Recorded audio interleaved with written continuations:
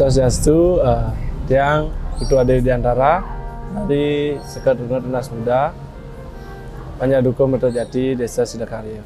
Untuk tahun baru Saka 1944 niki, kita dari Sekretariat Tunas Muda mengambil konsep atau tema gerubuk. Gerubuk kita buat berawal dari kegelisahan kita di Sekretariat niki menilai situasi saat ini, yang khususnya situasi COVID atau pandemi COVID-19 niki membelenggu atau membelenggu seluruh sektor-sektor kehidupan atau seni-seni kehidupan, seperti sektor keagamaan, sektor pendidikan, sektor peternakan, pertanian, dan khususnya pada sektor kesehatan itu sendiri yang paling miris. Untuk Ogoh-ogoh kali ini ada satu karakter yang kita aplikasikan dengan beberapa sektor-sektor kehidupan. Nah, satu karakter ini mewakili seluruh sektor-sektor kehidupan. Nah, di sana ada genta untuk sektor keagamaan, ada lontar untuk sektor pendidikan, terus ada pancingan untuk sektor perikanan, ada juga cangkul untuk sektor pertanian, ada juga yang terakhir itu suntikan untuk kami simbolisasikan untuk sektor kesehatan itu sendiri. Dan ditambah lagi rantai dari virus-virus yang berkeliaran di situasi ini, virus-virus. Nah, jadi rantainya itu memasung satu karakter yang mewakili seluruh sektor itu. Jadi secara garis besar atau secara keseluruhan, rantai virus niki memasung seluruh sektor kehidupan, begitu intinya. Awal mulanya itu dari tahun 2015. Dari tahun 2015, pemerintah kota mengeluarkan syarat atau ketentuan dalam lomba ogoh-ogoh, yaitu terkait dengan ogoh-ogoh harus dibuat dengan bahan ramah lingkungan. Nah, Nika kita pikir pada saat itu atau sangat kita apresiasi dari lomba ogoh-ogoh yang menggunakan bahan-bahan ramah lingkungan. Nah, dari apresiasi yang kita ingin sampaikan, kita memutuskan bahwa kita akan lebih daripada yang lain untuk menggunakan bahan-bahan ramah lingkungan. Nah, itu salah satu usaha yang mungkin menurut kita cukup sulit lah untuk mengawali, karena pada waktu itu kita berpikir ketika penggunaan cat berlebihan itu juga bisa itu juga masuk dalam konteks yang tidak ramah lingkungan, karena kita menilai cat itu juga ada bahan-bahan kimianya atau yang terkandung dalam cat itu, ditambah lagi penggunaannya yang tidak menggunakan perlengkapan yang standar. Nah, itu menurut kita juga dapat menjadi sumber yang notabene tidak ramah lingkungan. Nah, itu yang pertama. Terus berlanjut dari tahun ke tahun sampai sekarang. Nah, pada hasilnya kita atau pengalaman yang kita dapatkan itu sangat enak sekali untuk bekerja sama dalam tim. Karena kenapa?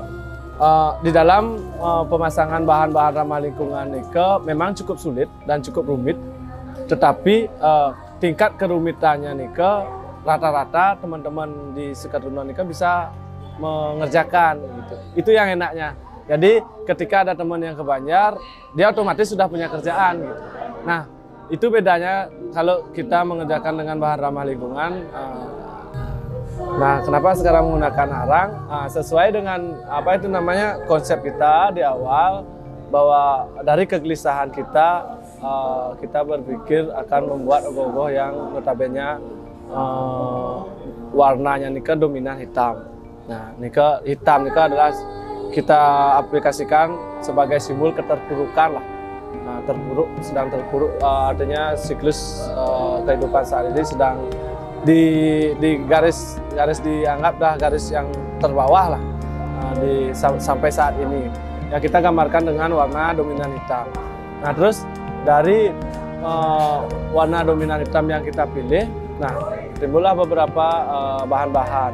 Yang kita dapatkan adalah arang. Arang ini sesuai juga dengan konsep yang kita angkat, yaitu luluh lantah atau hancurnya seluruh sektor-sektor atau sendi-sendi kehidupan. Anggaplah arang ini adalah bekas-bekas pembakaran dari batok kelapa. Tapi kalau kita melihat lebih dalam, ibaratkan Gunung Merapi yang seusai meletuskan laharnya atau mengeluarkan laharnya, nah memang terjadi bencana sedikit atau terjadi bencana, tapi harapan kita ke depan semoga dari arang ini atau dari hasil letusan Gunung Merapi ini kita bisa kembali lagi, tanah bisa subur lagi, kehidupan bisa normal kembali, dan sektor-sektor kehidupan tidak terbelenggu lagi, sehingga kita bisa bergerak bebas sesuai atau seperti sedia kala. Nah, di sini juga karena kita berbicara masalah pandemi, di sini kita gunakan satu bahan yang cukup menarik, yaitu masker. Nah, kenapa kita menggunakan masker? Sesuai dengan konsep pandemi, itu yang pertama. Yang kedua, nah kita menilai memang dari segi atau hal positifnya itu masker itu sangat banyak sekali. Ini seperti menghindari kita dari debu, menghindari dari polusi, dan ditambah lagi di situasi ini, pandemi ini, masker ini merupakan protokol utama yang wajib digunakan saat bepergian, saat bekerja, dan lain sebagainya.